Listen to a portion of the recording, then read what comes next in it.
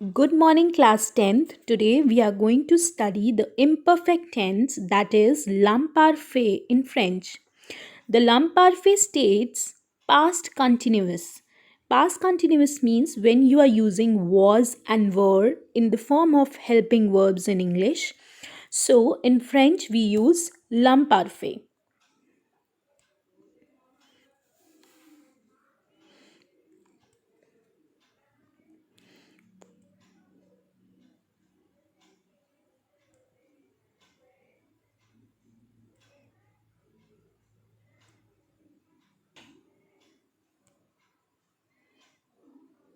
Children, as you can see clearly here, this slide says you have to use three things. Three things means how you are going to form l'imparfait. To form l'imparfait, you require a subject, the stem, and the correct ending.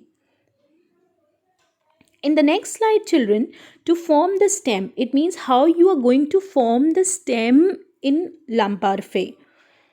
It says, children, you have to take the infinitive form first, and then in infinitive, you are going to conjugate that infinitive verb in present tense.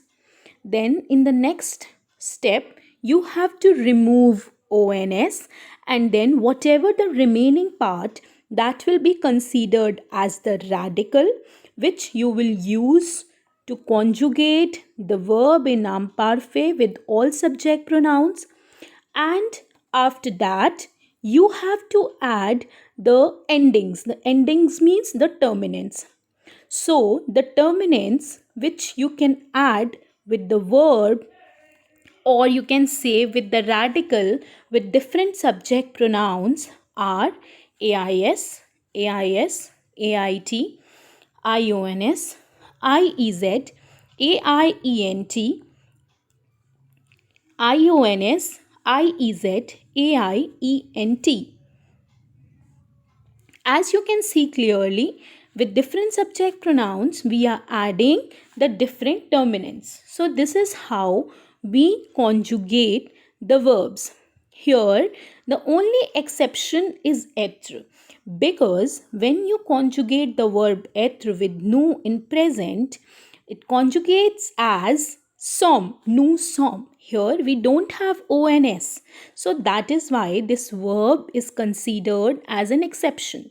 So for that, the stem is completely changed. That will be E with X contigue and T.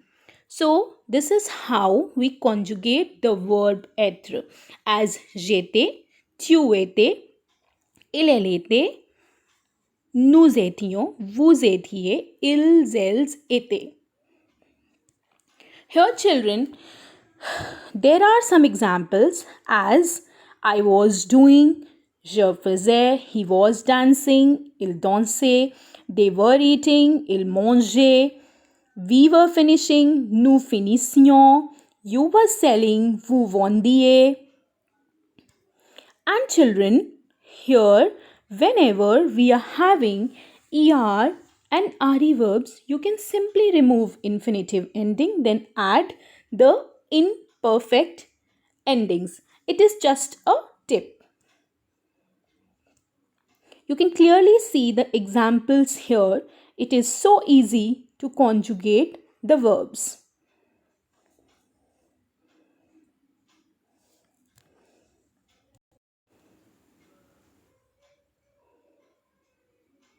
So children, this is how we conjugate, or you can say we form the verbs in imparfait in French. Is it clear? In the next class, we will see how you can use this imparfait with different situations, and apart from this, we are also going to learn what is the difference between le passé composé et l'imparfait.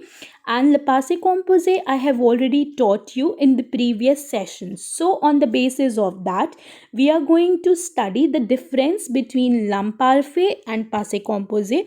Till then, please revise and learn the formations, the rules of passé composé and imparfait, so that you can easily know how to differentiate the verbs in past tense and in imperfect. Thank you so much.